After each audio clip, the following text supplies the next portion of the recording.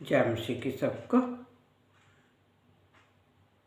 खुदा आप सबको ब्लेस करे। जितने भी लोग बाइबल लेकर बैठते हैं, वचन पढ़ते हैं, सुनते हैं, खुदा आप सबकी हमेशा अगुवाई करे और अगुवाई करता रहेगा।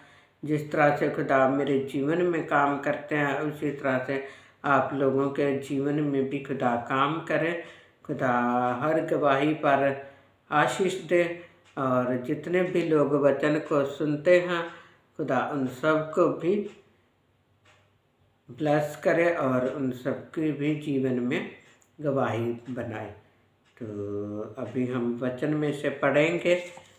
तो भजन संहिता 119 की 9 आयत। भजन संहिता 119 की 9 आयत।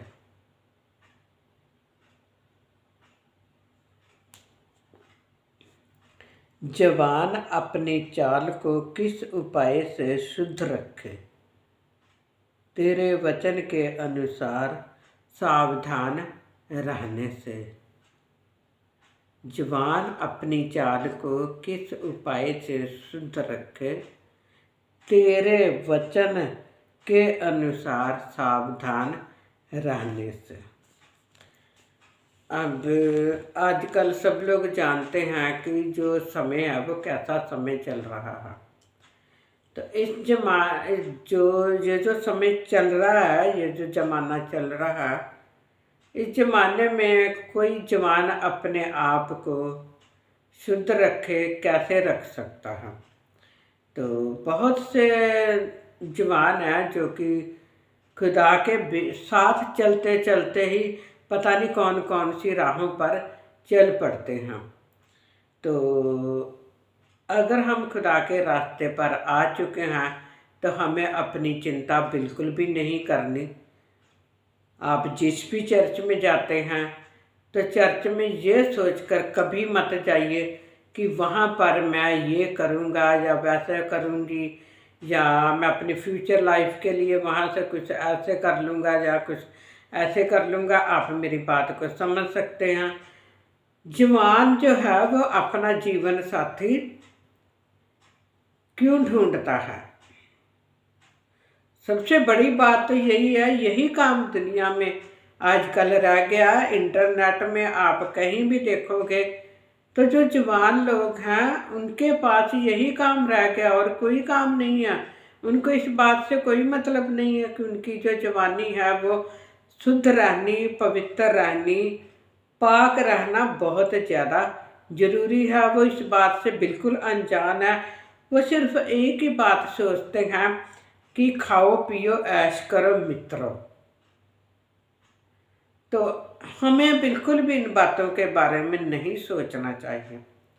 अगर हम अपनी जवानी खुदा को दे देते हैं, अपनी जवानी में ही खुदा की सेवा करने लग जाते हैं, तो खुदा हमको हमारी बुजुर्गी तक तंदुरुस्त रखता है और खुदा अपनी महिमा के लिए भी हमें इस्तेमाल करता है। खुदा का धन्यवाद हो।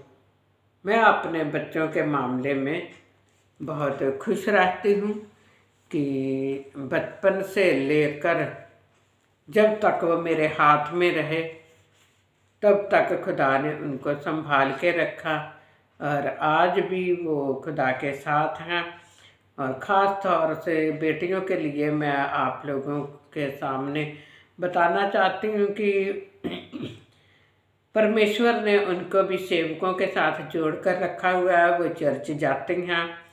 खुदा का धन्यवाद हो। जिस तरह से वो शादी से पहले चलती थी उसी तरह से वो शादी के बाद भी चल रही हैं।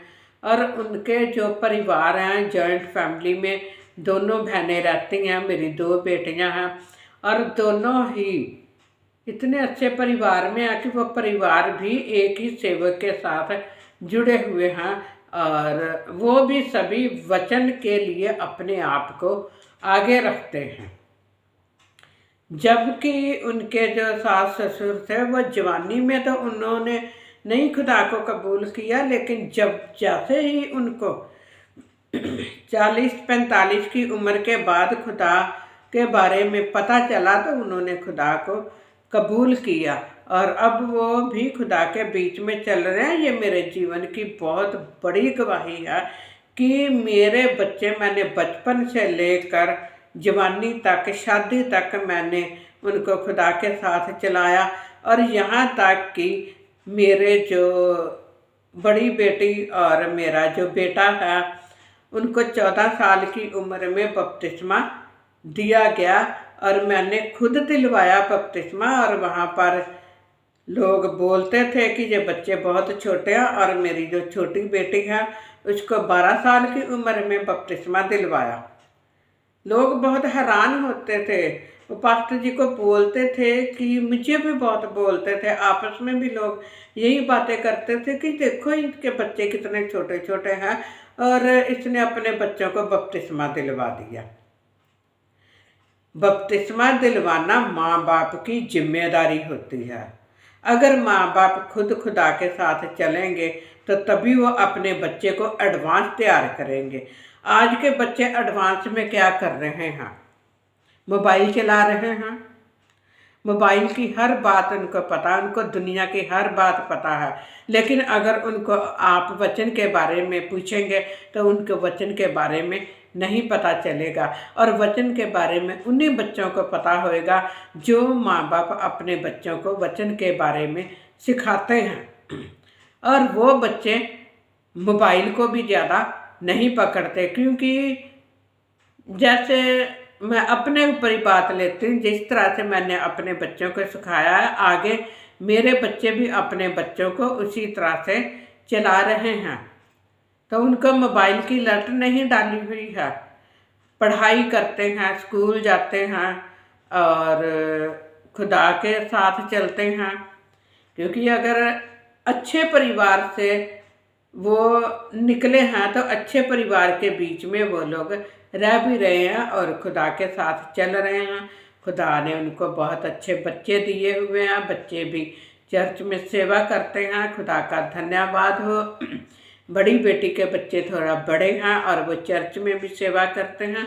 तो मैं खुदा का धन्यवाद करती हूँ कि जिस तरह से मेरी मम्मी ने मुझे इस वचन के बारे में बताया था कि अपनी जवानी को खुदा की हजूरी में रखो।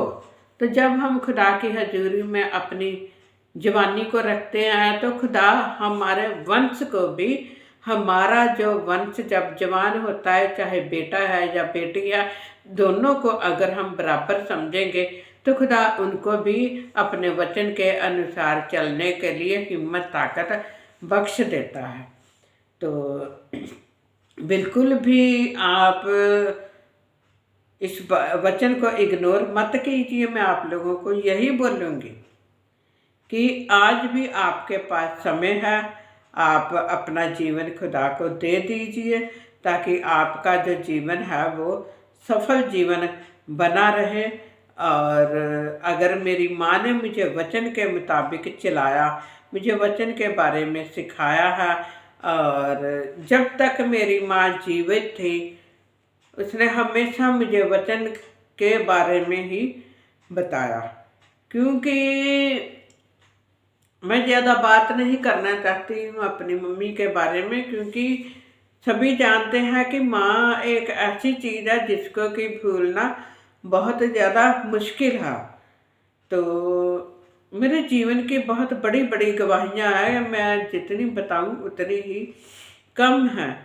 तो अगर माँ बाप अपने बच्चों को अच्छा सिखाएंगे तो तभी बच्चे अच्छा सीख पाएंगे।